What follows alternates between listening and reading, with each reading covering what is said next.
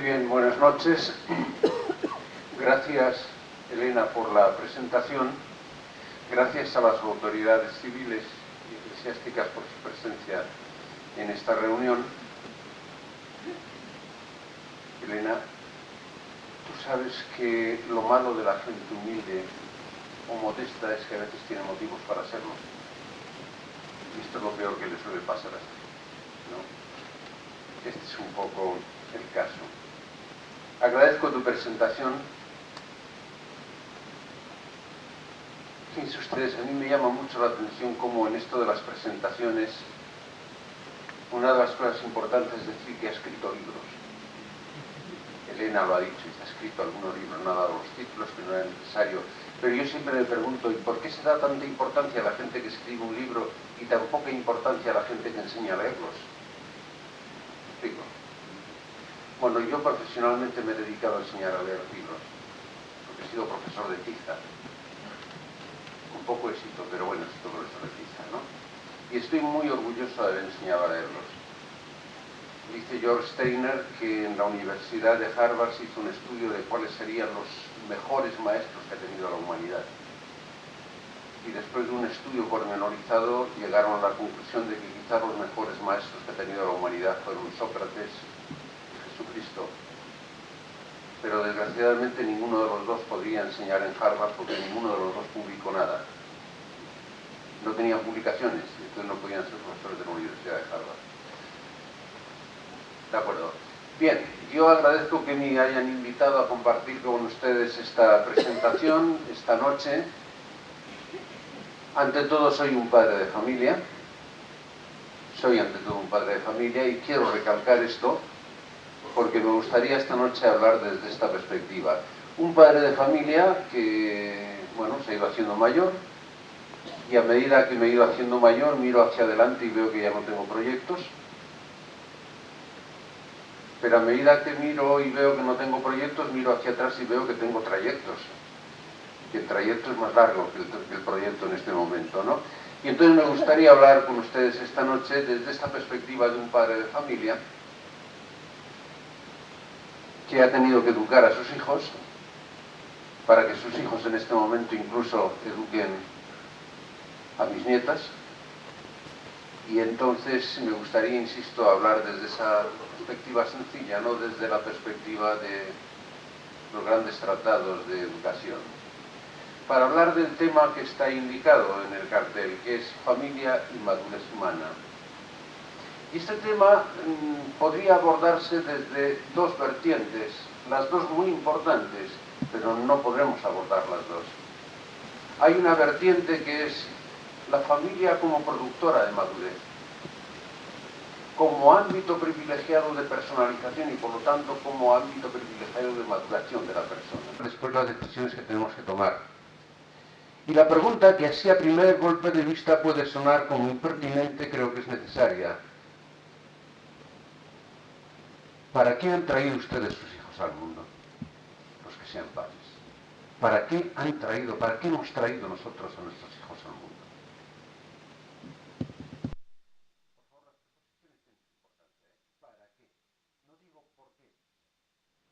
Porque esta pregunta puede resultar hasta impertinente. El por qué. Yo esto me di cuenta de ello leyendo a un filósofo alemán actual, Robert Spellman. En su libro Límites dice en un momento determinado que un día estaba en casa a la mesa con sus hijos adolescentes, tenía dos hijos adolescentes, uno de 13 años, que estaba muy enfadado con sus padres. Cosa que tampoco es tan difícil, ¿eh? Tener uno de 13 años enfadado con sus padres tampoco es muy complicado. Y estaba tan enfadado con sus padres que no le dejaban hacer lo que quería, que se les increpó y les dijo: ¿por qué no pensáis en mí para traerme a este mundo? ¿No me pedisteis permiso? No pensáis en mí.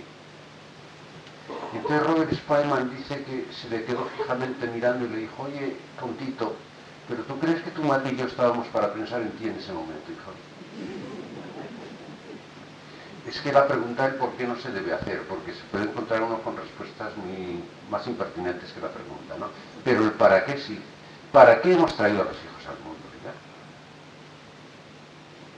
Y cuando yo dirijo esta pregunta, muchos de los padres en el fondo me dan muchos rodeos, dan muchas vueltas, pero me terminan diciendo algo. Dicen, no, mire usted, yo traje a mis hijos al mundo para estar aquí, para estar aquí.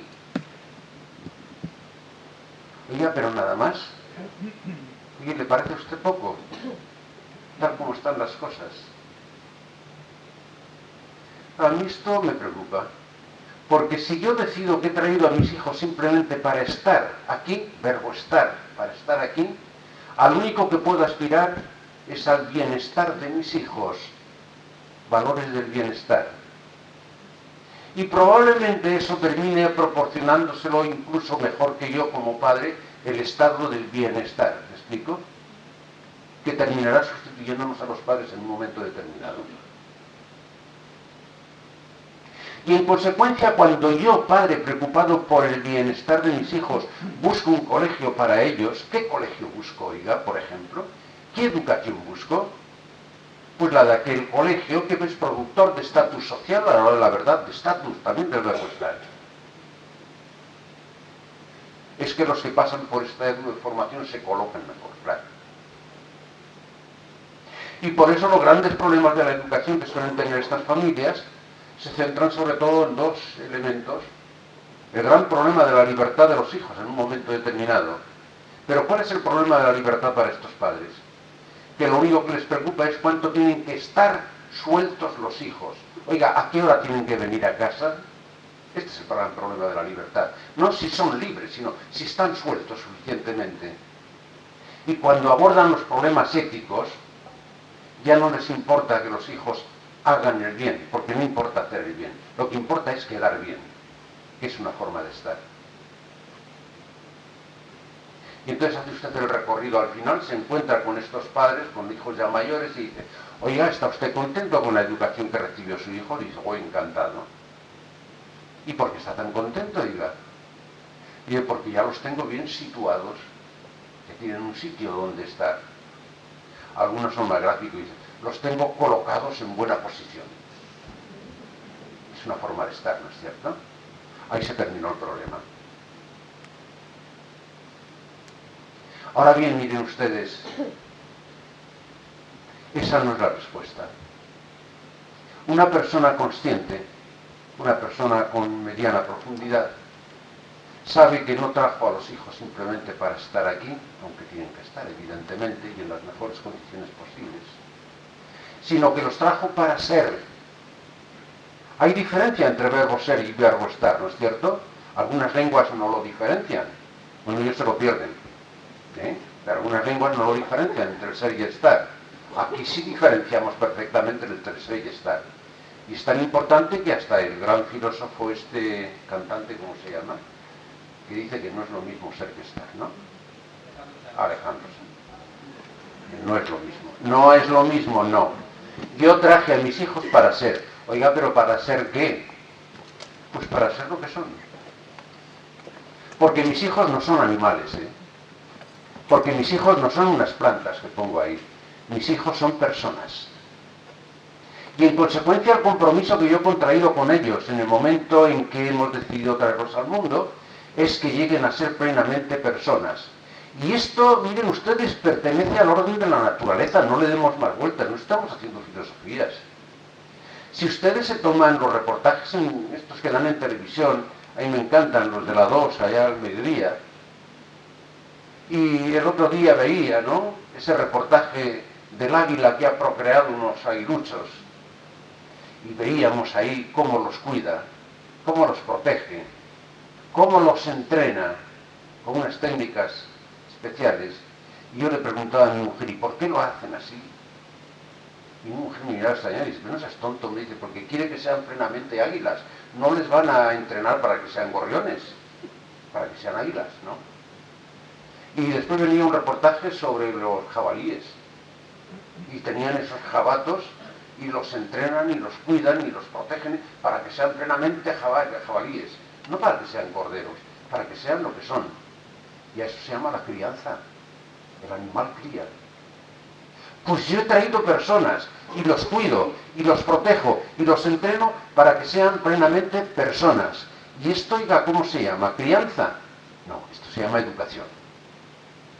La educación, que es la función prioritaria de la familia, es la acción que realizamos ante los hijos para que lleguen a ser plenamente lo que son, personas.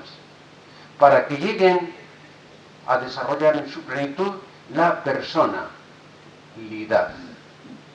Eso quiere decir personalidad, la condición de ser personas.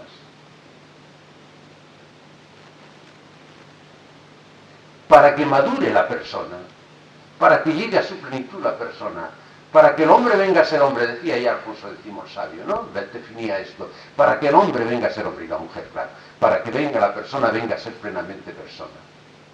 Y este es el reto que hoy tienen incluso padres y educadores.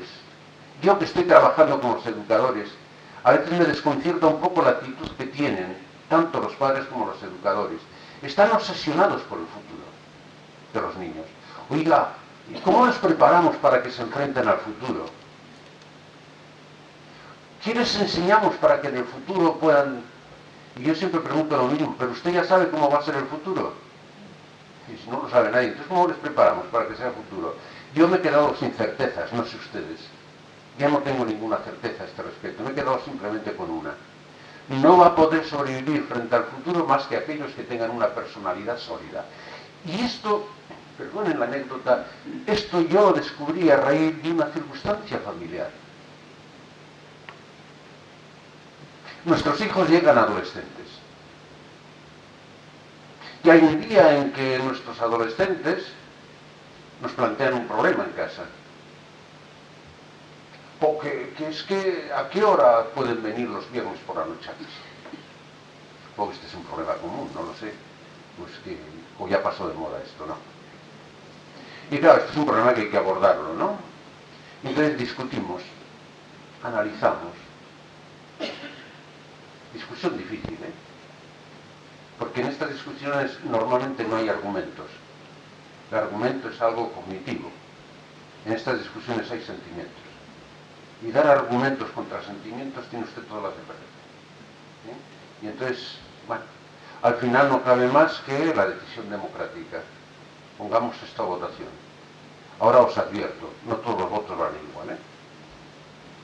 Y en consecuencia aquí hay que estar los viernes por la noche a tal hora. ¿Vale? Bueno, hemos tomado esta decisión. Y llegó el primer viernes. Y ahí estaban todos como clavos hoy. Qué bien lo hemos hecho. Y llegó el siguiente viernes y allí estaban todos como clavos. Y llegó el tercer viernes y a la hora no se presentó nadie. Y entonces entra esta zozobra que supongo muchos de ustedes han experimentado. Oye, pero hoy, ¿qué pasa con ellos? Pero no llegan. Mira, me podían haber llamado. Y mamá abre la ventana y se asoma a ver si llegan. Es curioso, como si abriendo la ventana llegaran antes, ¿no? Queriéndoles meter en casa, ¿no? Pues no llegan. Y ya llega un momento en que dices, oye, pero, hombre, ¿por qué estamos tan preocupados? Y dice, hombre, parece mentira que tú no seas consciente de los peligros que tiene la noche. Me dice, ¿sí? ¿Qué peligros tiene? Te hace una lista enorme, ¿no? Cuanto más viejos somos y menos salimos, más larga es la lista, porque nos lo imaginamos y es peor. Pues más larga es la lista. Y entonces yo ya le pregunto a mi mujer algo que me parece obligado preguntarle. Oye, ¿pero estás igual de preocupada por todos nuestros hijos? ¿O hay alguno que te preocupa más u otro menos? Mi mujer me contesta sinceramente. Oye, tú sabes que fulanito me preocupa menos, este no me preocupa, pero los otros... Oye, ¿y por qué te preocupa menos? Y la respuesta, claro, es de esperar. Porque este tú sabes que tiene más personalidad que nosotros. Y tiene toda la razón.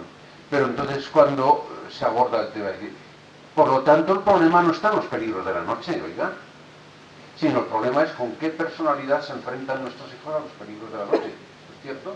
El problema no está en el futuro que van a tener que vivir nuestros hijos, sino el problema está con qué personalidad se enfrentan a ese futuro. Me estoy explicando, por favor. Ahora viene la segunda parte que nosotros nos planteamos. Oiga, ¿y la personalidad de nuestros hijos quién la forma? ¿Cómo se forma? Es la consecuencia de decirle 20 veces al día, oye, que tienes que tener más personalidad. Discurso vacío. Absurdo. ¿Por qué le dice usted eso?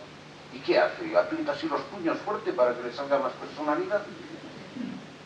o es la consecuencia de una acción educadora, evidentemente de un código genético que lleva dentro, o es la consecuencia. Por lo tanto, es capital que yo como padre responsable de los hijos que he traído al mundo me cuestione rápidamente. Oiga, ¿y qué es eso de tener una personalidad sólida, madura? ¿Y cómo se construye una personalidad sólida, madura? ¿Y dónde se construye una personalidad sólida y madura? Tendremos que dar respuesta a esto. ¿Qué es eso de tener personalidad, oiga? Pues escuchémonos cuando hablamos. Y cuando hablamos a veces, los españoles tenemos la costumbre de hablar poco de las cosas y hablar mucho de la gente. Y mal. Y normalmente eso dice, fulanito de tal, fulanita de tal, dice, ¿qué personalidad tiene? O fulanito menganito, qué poca personalidad tiene. Sí. Oiga, análisis del aumentado, ¿en qué está pensando usted cuando dice esto? Cuando digo de alguien que tiene mucha personalidad, estoy hablando de alguien que lo percibo como singular, es distinto a los demás. Como alguien que lo percibo como original. Él o ella es el origen de sus propios actos. Y lo percibo como autónomo. Es dueño de su propia vida. Y ¿cuál personalidad tiene? Sin embargo, afirmo que no tiene ninguna personalidad cuando veo que alguien no es singular. Es uno más del mundo. No es original porque él o ella no es el origen de sus propios actos, hace lo que los demás dicen. Y no es autónomo porque suelen llevar vidas de segunda mano. Tiene poca personalidad. A esto me refiero. Eso es tener personalidad. Es ser gerente de la propia vida. Ahora, claro, aquí viene la cuestión. ¿Y esto cómo se configura? ¿Y esto cómo se hace? ¿Cómo se estructura esta personalidad madura? ¿En cualquier parte se puede hacer? Pues entiendo que no. Entiendo que la configuración de una personalidad madura, en primer lugar, tiene unos cimientos. Esta es una de las grandes enseñanzas de algunos de los libros de Rob Carballo, cuando hablaba de este tema. Tiene unos cimientos. Tiene un cimiento fundamental, toda personalidad, la que ustedes tienen, la que yo tengo y la que van a tener los hijos. O los niños, el día de mañana. Unos cimientos que la vamos a denominar urdimbre constitutiva. La urdimbre, la palabra urdimbre, que es muy gráfica, en la medida en que determina cuáles son los hilos fundamentales sobre los que se va a hacer la trama posterior de toda la vida. La urdimbre constitutiva, que se empieza a formar en momento muy temprano. Desde el día del nacimiento, yo diría incluso que desde el día de la gestación. Se empieza a configurar una personalidad ya, la urdimbre, de la personalidad de un sujeto. ¿Y va a depender de qué? Va a depender de la respuesta que el niño obtenga a una necesidad básica que tiene todo ser humano, aunque no la sepa formular, que es la necesidad de percibirse a sí mismo como alguien que vale, como alguien que tiene poseedor de valor, como alguien que es importante. Y el niño como el adulto, se siente importante cuando importa a alguien. Ese alguien no es un cualquiera, alguien que para él o para ella sea significativo. ¿Y quién es significativo para el niño o para la niña? Pues miren ustedes, el mundo para el niño o para la niña no existe. El único mundo que existe es el mundo del ámbito familiar, sobre todo papá y mamá. Luego, la urdimbre de la personalidad del niño va a depender en gran medida de la respuesta que reciba a las necesidades afectivas fundamentales. Ahí se forma la primera urdimbre. Ahí se forma eso que se ha denominado posteriormente autoestima, autoimagen. Ahí se forma. La primera estructura de la personalidad va a depender de qué respuesta recibe a ello. Si recibe respuesta suficiente a las necesidades afectivas o no las recibe. Por eso soy consciente de que hay determinadas cosas que a veces cuesta decirlas en público porque pueden ser malinterpretadas, pero miren ustedes, cuando uno se va haciendo mayor y se va haciendo viejo, pues va perdiendo ciertos reparos también, ¿no? Yo mantengo, los padres tenemos derechos. Sí, señor. ¿Tenemos derecho a decidir cuántos hijos queremos tener? Sí, señor. ¿Tenemos derecho a decidir cuándo los queremos tener? Sí, señor. Pero a partir del momento en que hemos decidido traer un hijo al mundo, son los hijos los que tienen derecho a tener padres, desde el punto de vista afectivo. ¿Me explico? Los que tienen derecho a tener padres, porque tienen derecho a vivir en unas circunstancias que les permita el pleno desarrollo de su personalidad. Y por lo tanto, mis derechos individuales o nuestros derechos individuales como matrimonio, como personas adultas, son derechos subordinados y dependientes del derecho que tiene el hijo. No sé si legalmente es así, a lo mejor no, pero moralmente sí. ¿Me explico? Son derechos subordinados y dependientes. Mi derecho a mi propia realización está subordinado y dependiendo del derecho que tienen mis hijos a tener padres. Porque de eso va a depender en gran medida la hechura de su personalidad, la tectónica de su personalidad, la urdimbre básica de su personalidad, esos cimientos. Ahora bien, sobre estos cimientos se van a levantar después dos grandes columnas, que van a ser las que van a soportar toda la personalidad futura, toda la historia, la biografía que va a hacer, las que van a dar soporte. Son también urdimbres. Y hay una columna que podríamos denominar la urdimbre del sí mismo, y hay otra columna que podríamos denominar la urdimbre de orden. Es decir, la personalidad que van a tener mis hijos, la personalidad que van a tener los niños va a depender también en gran medida de cuál es la imagen que tienen de sí mismos. ¿Es una imagen positiva o es una imagen negativa? ¿Es una imagen gratificante o es una imagen punitiva? ¿Cómo es la imagen que tienen? Ahora bien, la pregunta es, ¿y de qué depende la imagen que los hijos van a tener de sí mismos? ¿De lo que son los hijos? No. La imagen que van a tener los hijos va a depender de la imagen que los demás le damos de sí mismos. Pero la imagen que los demás le damos de lo que son no depende plenamente de lo que son, sino depende de cómo soy yo. No sé si me estoy explicando. Si yo les preguntara a ustedes, ¿tienen clara cómo es la imagen de su cara? Todo el mundo sabría decirme que sí. De hecho, pueden identificarse en una fotografía, ¿no es cierto? Tienen sentido de su propia identidad, se identifican. ¿Y por qué están tan seguros? Si nadie se ha visto la cara jamás, directamente. ¿Verdad que no? Si tengo los ojos en la cara, ¿cómo me voy a mirar la cara? No, lo que yo he interiorizado aquí adentro es la imagen que me ha devuelto el espejo. Incluso a mí, ¿eh? ¿Me explico? Luego, la imagen que yo he interiorizado depende de la calidad del espejo, porque si me hubiera mirado siempre un espejo cóncavo, oiga, ¿qué pasaría? Luego, depende de los valores de los padres. ¿Me explico? Yo digo incluso algo más. Va a depender de una segunda respuesta que reciba el niño, que es la respuesta a otra necesidad básica, que es la necesidad de comunicación. Y no cualquier comunicación. Permítanme que esto lo explique muy brevemente. Ustedes se han dado cuenta que nosotros, las personas, estamos construidos, yo a veces digo que casi como las alcachofas, por capas, ¿no? Tenemos una capa muy exterior, que es nuestra apariencia. Pero yo no soy persona por mi apariencia, ¿verdad que no? Sino que yo me percibo a mí mismo como persona en mi interioridad. Porque yo tengo un interior muy interior, un interior en superlativo. ¿Recuerdan cuál es el superlativo de interior? Íntimo. Yo soy persona porque tengo intimidad. Entonces la comunicación se puede hacer desde lo más exterior o desde lo interior. Yo puedo comunicarme con alguien, voy al banco a resolver un problema y me comunico con alguien que está ahí en el mostrador, iba a decir la ventanilla, ahora ya no hay ventanillas, hay mostrador. Y para quien está ahí probablemente yo no soy más que un número. Y no está dispuesto a perder mucho el tiempo conmigo.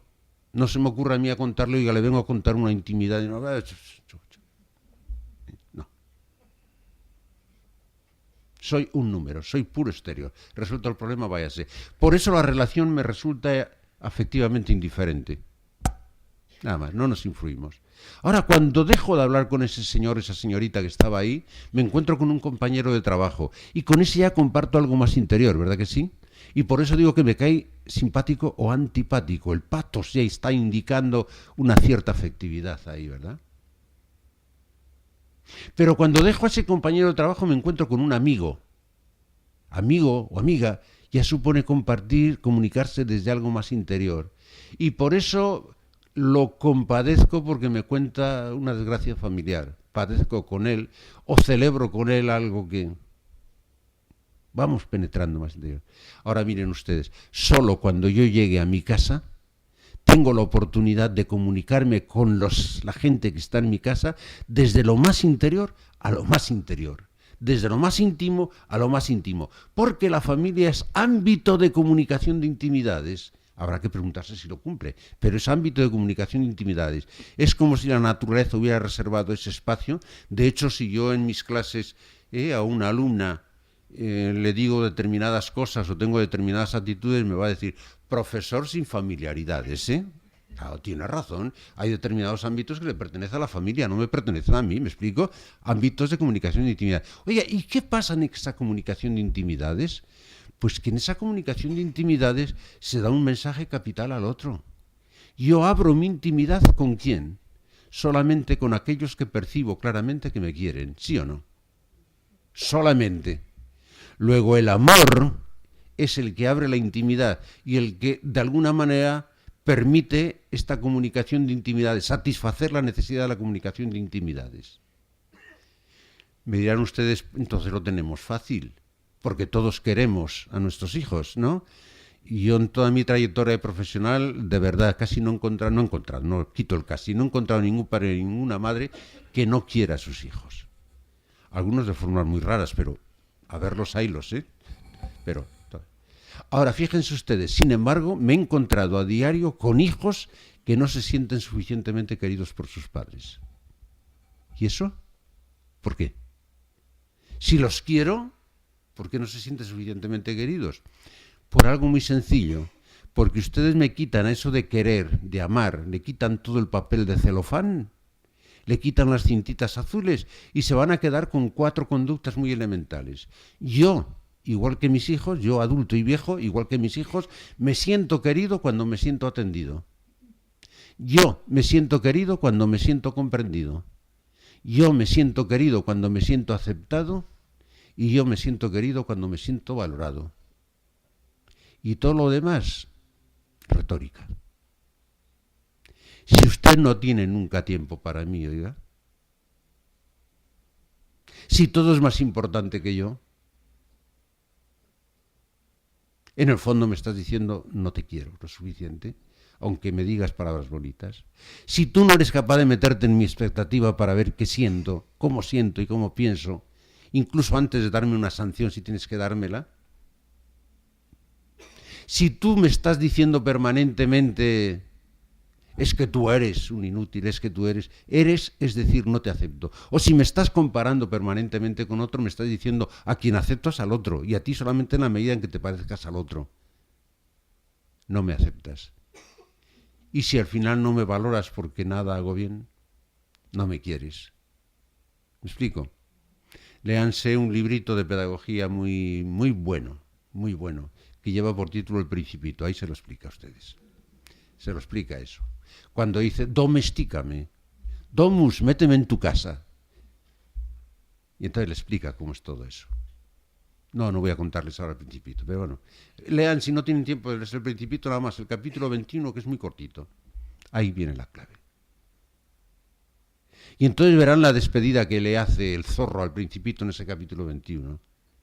Y le dirá al final, el tiempo que perdiste con tu rosa hace que tu rosa sea tan importante. Eso lo podían decir todos nuestros hijos. El tiempo que perdisteis con ellos hace que sus hijos se sientan tan importantes. El tiempo que hemos perdido con ellos. Pero es que nunca tengo tiempo. Es que, oiga, hay que trabajar mucho para sacar a los hijos adelante. Dice, oiga, ¿pero hacia dónde? Dice, no sé, pero adelante. ¿Recuerdan aquello de Mafalda? Tiene una viñeta que a mí me encanta, ¿no? Llega Mafalda a una fila de caballeros que están ahí en una supuesta ventanilla y pregunta a Mafalda al último. Le dice, oiga, ¿esta cola para dónde es? Y le dice el último, dice, no lo sé, hija, yo detrás de este. Y entonces Mafalda, insistente, se pasa al siguiente y le hace la misma pregunta y recibe la misma respuesta. Y va pasando la fila hasta que llega el primero y le dice, oiga, pero esta fila ¿para dónde es? Usted por lo menos sí la sabrá, ¿no? Y el primero le dice que no lo sé, hija, porque a mí me empujan todos, a mí todos me empujan, ¿no? Oiga, a veces nuestra vida se ha convertido un poco en esto, ¿no? Todo es tan importante, ¿y qué tiempo nos queda para los hijos? Y sin embargo, a mí me parece que esto es capital. Fíjense, hay una expresión que me suelen decir algunos padres a veces cuando venían a consultarte algunas cuestiones. Mire usted dónde ha llegado mi hijo por las malas compañías, me decían. Y yo, con delicadeza, claro, porque estas cosas hay que decirlas con delicadeza, les preguntaba siempre lo mismo. Oiga, ¿pero su hijo o su hija es así porque tiene esas compañías? ¿O tiene esas compañías porque es así? Porque necesitó quien lo atendiera y no lo atendió, y entonces se buscó a alguien que lo atendiera. ¿Quién lo puede atender? Quien tiene los mismos problemas que él o que ella. Esto en castellano se decía, no sé en valenciano cómo se dirá, pero en castellano se decía que Dios los cría. Y ese sí le comprende, porque no tiene que hacer ningún esfuerzo para meterse en su situación. Ya está. Y ese sí lo acepta, porque aceptando al otro que tiene ese problema me acepto a mí mismo, me siento cómodo. Y hay que oírlos a ver cómo se valoran. ¿Qué es lo que se valoran? Es otra historia, ¿no? Pero cómo se valoran. ¿Y tú cuánto bebiste este fin de semana? Pues yo cogí una borrachera, pues a mí me duró más que a ti. Es más macho. ¿De acuerdo? Sí se valoran. Ahora, el problema está en que, claro, estos no le orientan. Yo diría más bien que estos le occidentan, ¿no? Claro, el occiso, ¿no? Este es un poco el problema, frecuentemente. ¿Sí? Primera columna. La imagen que yo tengo de mí mismo depende de lo que haya sido querido. ¿Cuánto he sido querido? No se crean las filfas estas que se están dando de los libros de autoayuda respecto a la autoestima. Tonterías, oiga. La autoestima depende fundamentalmente de lo que yo me sienta querido, punto. Porque cuando yo me siento muy querido, generalmente tiendo a pensar que me siento querido porque yo soy muy bueno y muy importante. Y entonces aumenta mi autoestima. La historia que... Por eso el amor personaliza. Por eso la familia es centro de personalización, porque el amor es lo que me hace sentirme como persona. Oiga, que yo no estoy contando filosofías, que esto lo han experimentado prácticamente todos los que están aquí presentes, seguramente. ¿Cuál fue el día que creció más su autoestima, oiga? Recorran su biografía. Yo de la mía lo sé perfectamente. Y el día que hubo una señora, que hoy es mi mujer, que se enamoró de mí, yo noté que me crecía la autoestima así por cuartas. Claro, yo tenía una cierta ventaja sobre todos los demás. Porque yo me marché corriendo a casa, me miré al espejo y dije, coño, por guapo esta no se ha podido enamorar de mí, ¿no? Por dinero tampoco. Y entonces llegó a la conclusión de que yo tengo que valer mucho. Yo valgo mucho, oiga, pues si se ha enamorado de mí es porque valgo mucho. Claro, con el paso del tiempo fui rectificando, ya me fui dando cuenta que no, que ese sentimiento no se había enamorado de mí porque yo valgo mucho, sino que yo tenía el sentimiento de que valgo mucho por lo mucho que valía quien se enamoró de mí. Porque si de mí se enamora la última tontica del pueblo, pues oiga, a lo mejor no me había producido lo mismo. Me estoy explicando. Oiga, ¿y qué es lo más grande para un niño? Sentir que lo más grande que hay son sus padres y se han enamorado de él. ¿Me explico? Percibirlo. Permitan que frivolice, pero a lo mejor desde ahí lo entendemos mejor, ¿no? Desde ahí. La columna. Ahora, queda una segunda columna, que es lo que denominamos la urdimbre de orden. La personalidad que van a tener nuestros hijos va a depender en gran medida de cómo perciben el mundo y cómo lo van a ordenar aquí adentro, pero no ordenar desde el punto de vista meramente cognitivo, sino desde el punto de vista axiológico, desde el punto de vista valorativo. ¿Qué es lo bueno y qué es lo malo? ¿Qué es lo que vale y lo que no vale? ¿Qué es lo que importa y lo que no importa? Y van organizando el mundo a base de todo esto y van generando actitudes éticas que van a dar un carácter específico a su personalidad. Y ahí nos la jugamos, oiga. Porque en el fondo esta columna, yo la doy otro nombre, es la columna donde se juega la felicidad de nuestros hijos. Es la columna de los valores. A que si yo preguntara aquí a todos los padres que están presentes, ¿a qué aspira usted? ¿Cuál es el deseo fundamental que tiene respecto a sus hijos? Apuesto lo que sea que me dirían, yo pido bien poco, simplemente que sean felices, ¿sí o no? Me parece normal. De un padre y una madre que me digan esto es lo más normal. Cuando me dicen los del banco no me lo creo, pero cuando me lo dicen los padres me parece lo más normal, ¿no? Ahora, ¿de qué depende, oiga? ¿La felicidad de nuestros hijos de qué depende? ¿O la nuestra? ¿De qué depende? ¿Ya sabemos cómo se les hace felices? Pues es muy sencillo, oiga. Muy sencillo de decir, claro. Es muy sencillo. Alguien es feliz cuando es plenamente lo que es. Ya estamos con la filosofía. Que no, hombre. Miren, si yo tengo un violín en mi casa, un Stradivarius, imagínense. Si ese Stradivarius tuviera sensibilidad, ¿cuándo sería plenamente feliz? Óigame usted, cuando lo coge un virtuoso y saca de ahí las mejores melodías, un Bach, las mejores melodías. Está siendo plenamente para lo que es. Feliz. Ahora, si en un momento determinado me coge el violín la señora que viene a ayudarnos a hacer la limpieza a casa para sacudir las alfombras ahí desde el balcón y darle golpes a las alfombras, lo lógico es que yo salga corriendo y le diga, oye, por favor, que el violín sufre y se rompe porque no está siendo para lo que es. A la persona le pasa lo mismo. ¿Saben cuál es el drama? Que frecuentemente no sabemos qué somos. No sabemos qué son nuestros hijos. ¿Qué son, oiga? Muy sencillo, no entro en filosofías, de verdad. Es un ser que se escribe con H mayúscula. Ser humano, humano no se escribe con H, sí, ¿verdad? Yo soy profesor en la ESO y ya no me doy cuenta así. Con H mayúscula. ¿Por qué se escribirá con H mayúscula, oiga? Pues a lo mejor porque el ser humano tiene 3 dimensiones, una vertical así para abajo, otra horizontal y otra vertical para arriba. ¿Se imaginan la H, verdad?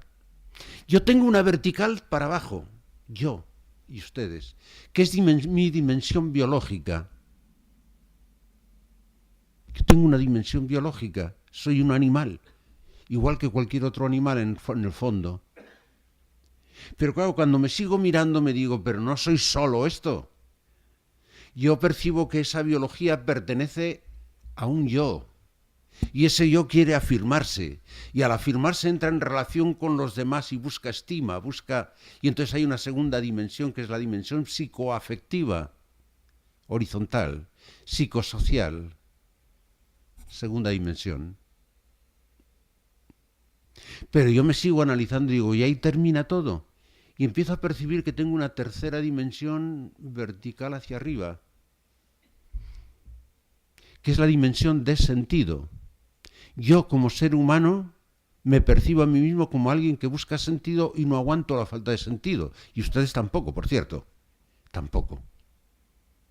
Si yo les doy a leer ahora un libro donde cada una de las letras que están ahí escritas no tiene relación con la letra que está al lado, o la palabra que está escrita no tiene relación con otra, me tiran el libro y dicen, oiga, léaselo usted, que esto no tiene sentido. Ah, claro, no lo aguanta, ¿verdad?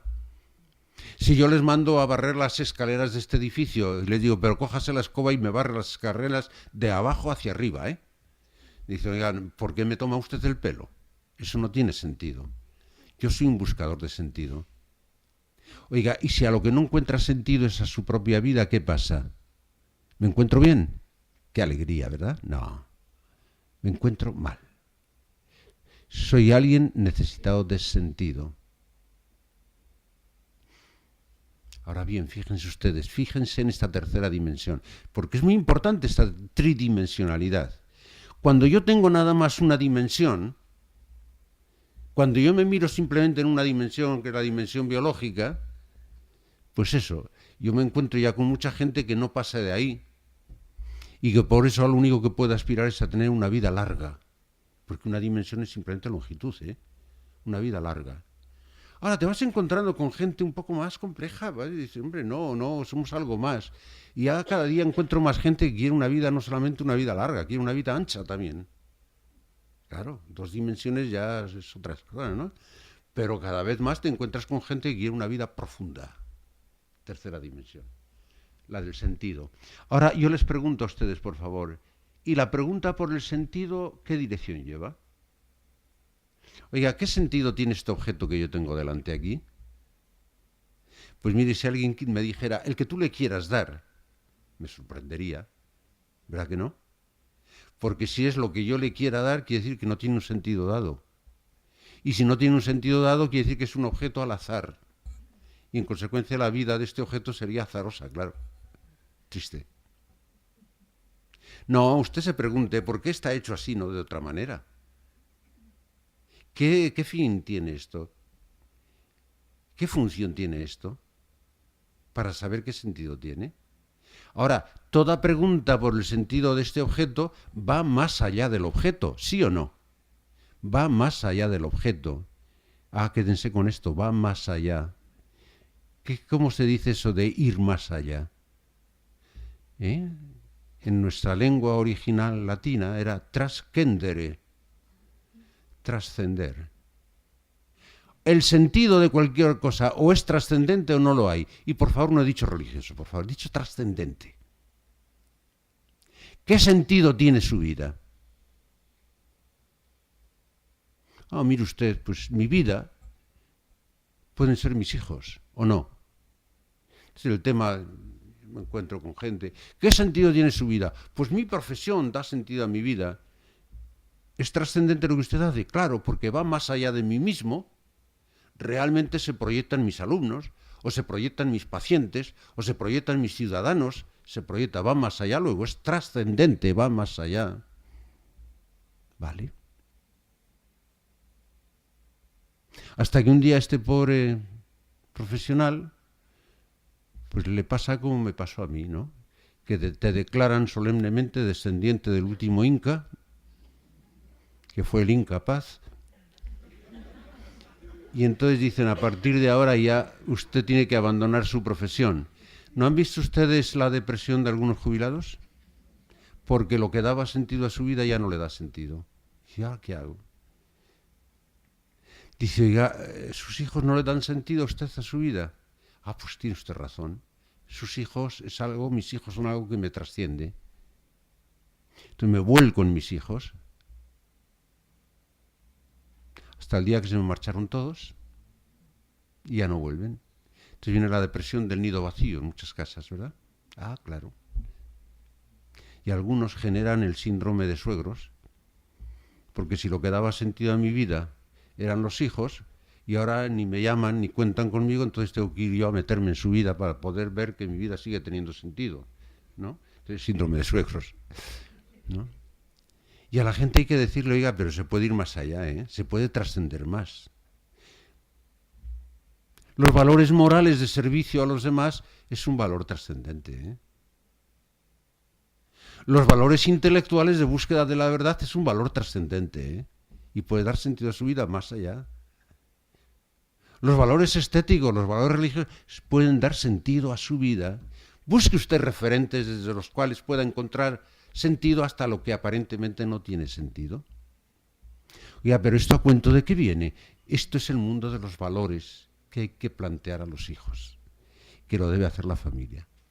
Es cierto, en cada una de las 3 dimensiones que hemos señalado, yo me encuentro que mis hijos tienen necesidades. Qué palabra bonita, necesare, necesa, no cesan, tienen tendencias que no cesan.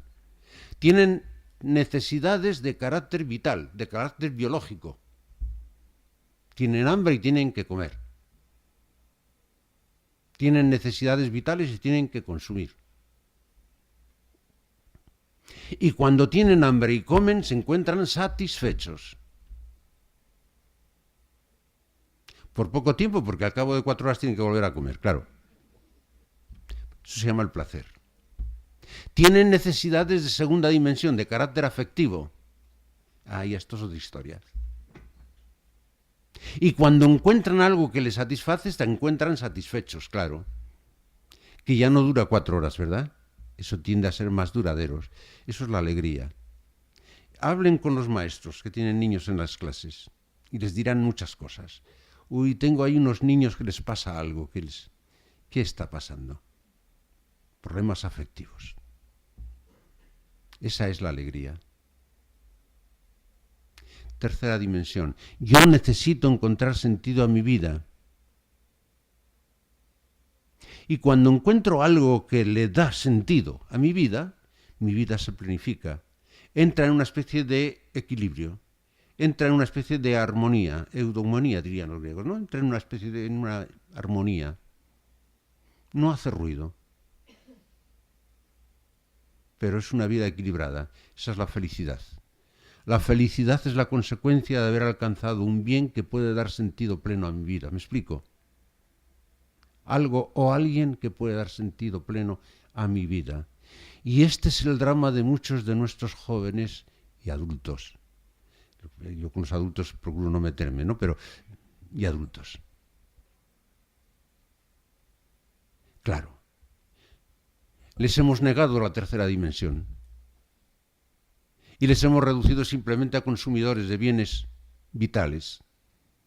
Y eso, oiga, eso produce placeres necesarios en la vida, pero placeres simplemente. Pero como el placer tiene tan corta duración, hay que estar consumiendo permanentemente para que produzca la sensación de plenitud. Pero al final no lo cumple. Y entonces llega un momento en que para poder tener esta percepción, esta sensación de plenitud, necesito recurrir al euforizante desde el exterior. ¿Me explico? El vacío. No hay salida, les han dicho algunos. Y como no hay salida, oiga, hay que buscar sustitutos. ¿Cuál es la función de la familia? Yo te he traído al mundo, mi niño o mi niña. Yo te he entregado esta existencia para que la realices, pero tengo la obligación paralelamente de decirte que esta existencia tiene algún sentido y hay que buscarle sentido. Yo te voy a ayudar a buscarlo. Esa es mi responsabilidad de padre o de madre, porque lo que no puedo es haberte arrojado aquí a la vida y dejarte simplemente arrojado y decir, arréglatelas y busca. Este es un drama para muchos de nuestros jóvenes. Ahí se juega la felicidad. Es todo el mundo de los valores. ¿Qué es lo que vale realmente para nosotros? Y el ámbito de la familia es el ámbito que les debe llevar a esta percepción del mundo, lo que realmente tiene valor en el mundo. Esta es la función que cumplió desde siempre la familia. No la familia tradicional, no, la familia siempre. Ha sido la de introducir aquello que procrea a los hijos en los ámbitos más valiosos de la vida. ¿Desde qué familia? ¿Desde qué procreación? ¿Cuáles eran para algunos pueblos los ámbitos más valiosos? Bueno, pues se van viendo, ¿no? Y en este momento esta función la está cumpliendo la familia, igual que la función de comunicación e intimidad la está cumpliendo la familia, porque estos tres niveles, la urdimbre constitutiva, la urdimbre del sí mismo y la urdimbre de orden, es la que va a ir configurando la personalidad que van a tener nuestros hijos, con las cuales se tendrá que enfrentar al mundo que le va a tocar vivir y que te va a tener que resolver. No voy a poderle dar todas las respuestas que va a necesitar para el día de mañana. Simplemente lo que podremos crearle es una estructura desde la cual pueda buscar las respuestas que tiene que dar. Y esa creo que es la responsabilidad que nos corresponde.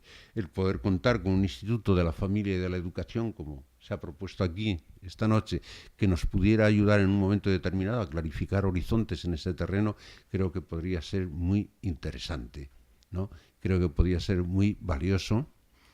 Ayudar a cumplir con la función educadora que tiene la familia, entendiendo por educación esto.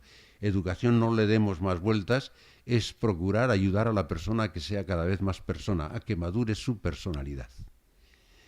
Pues bien, yo no sé si he sido claro, no sé si he sido práctico, seguro que no he sido breve, pero yo debo terminar aquí para no prolongar esta reunión más de lo debido. No obstante, si alguien quiere hacer alguna aclaración con alguna pregunta, yo estaría a disposición, pero esto ya no depende de mí, sino de los organizadores. Muchas gracias.